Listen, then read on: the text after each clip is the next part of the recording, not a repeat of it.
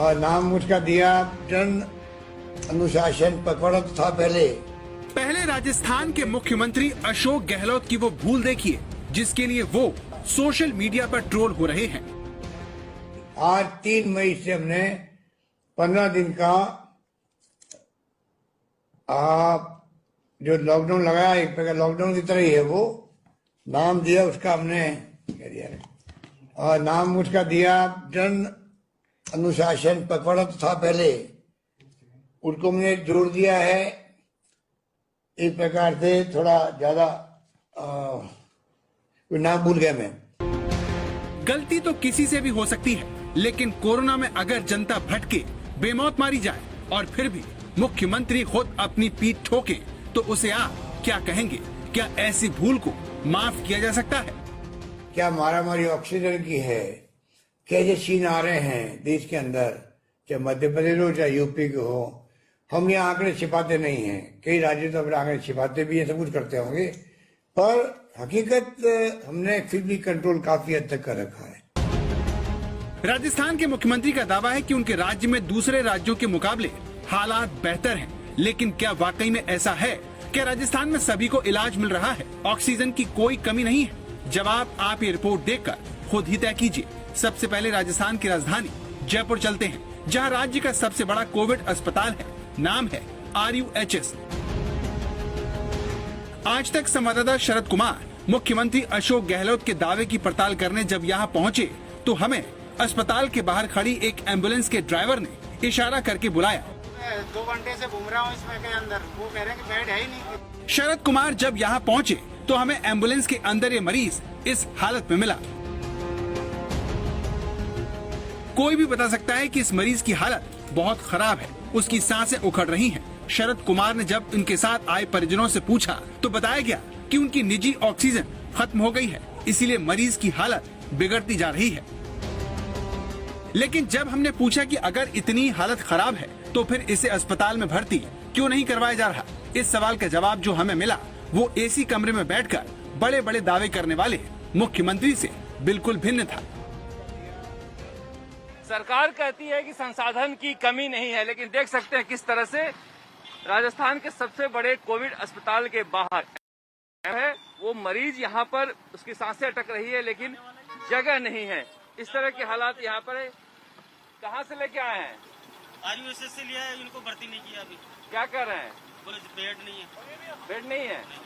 जयपुर में RUHS के बाहर ऐसे मरीजों की भरमार है जिनकी सांसें थम रही हैं। चिलचिलाती धूप में आप भी देख सकते हैं कि राजस्थान के सबसे बड़े कोविड अस्पताल के बाहर एम्बुलेंस की भीड़ है, जिनमें लेटे मरीज ऑक्सीजन और इलाज दोनों के लिए तड़प रहे हैं। राजस्थान में कर्फ्यू के बावजूद कोरोना का संक्रमण थमने का नाम नहीं ले रहा है। सबसे ज्यादा हालात खराब जयपुर में हो रखे हैं। मैं अभी RUHS के सामने हूं, जहां पर हर 5 मिनट में सन्नाटा एम्बुलेंस से टूट रहा है। आप देख सकते हैं किस तरह से यहाँ पर एम्बुलेंस की कतारें लगी हुई हैं।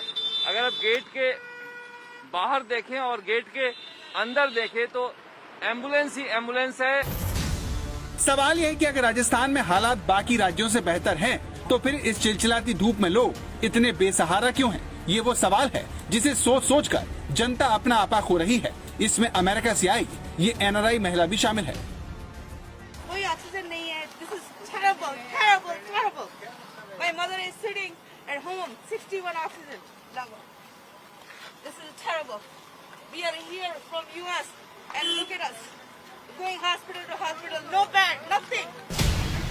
तो जयपुर के RUHS अस्पताल के बाहर कोरोना मरीजों से भरी इन एम्बुलेंस को देखकर तो नहीं लगता कि राजस्थान में हालात बाकी राज्यों से बेहतर हैं, क्योंकि अगर वाकई में ऐसा होता तो फिर एक भाई राजस्थान के सबसे बड़े अस्पताल सवाई मानसिंह में बिना ऑक्सीजन अपनी बहन की मौत का इल्जाम सरकारी सिस्टम पर नहीं लगाता। दावा है कि ये तस्वीर 2 मई की है, जिसमें मरने वाली महिला का भाई होने का दावा कर रहा तीमारदार बता रहा है कि वो पूरे जयपुर में बेड के लिए भटकता रहा, लेकिन किसी ने उसकी बहन को भर्ती नहीं किया।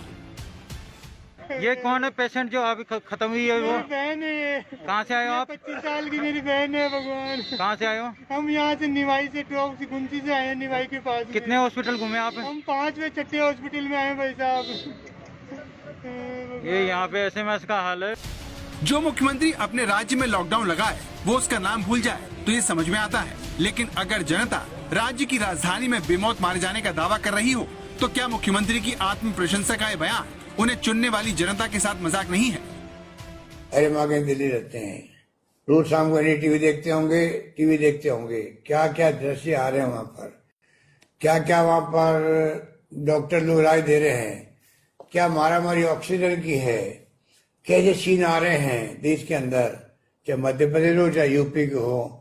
हम यहाँ आंकड़े छिपाते नहीं हैं, कई राज्य तो अपने आंकड़े छिपाते भी है, सब कुछ करते होंगे, पर हकीकत हमने फिर भी कंट्रोल काफी हद तक कर रखा है।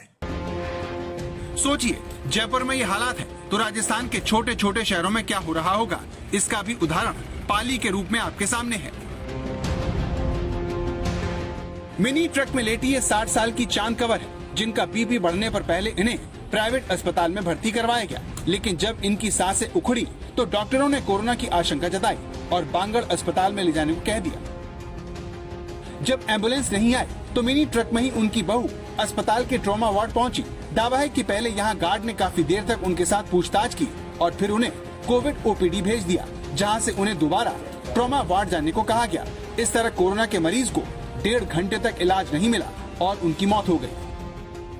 छाती में दर्द था, ये जिंदे थे और मैं इसको डाल के 1 घंटा तक सदा हॉस्पिटल के बाहर और घूमते रहे, वहाँ कहीं उन्होंने एडमिट नहीं किया। ऑक्सीजन की हमारे को जरूरत नहीं थी तो भी इनको भर्ती नहीं किया।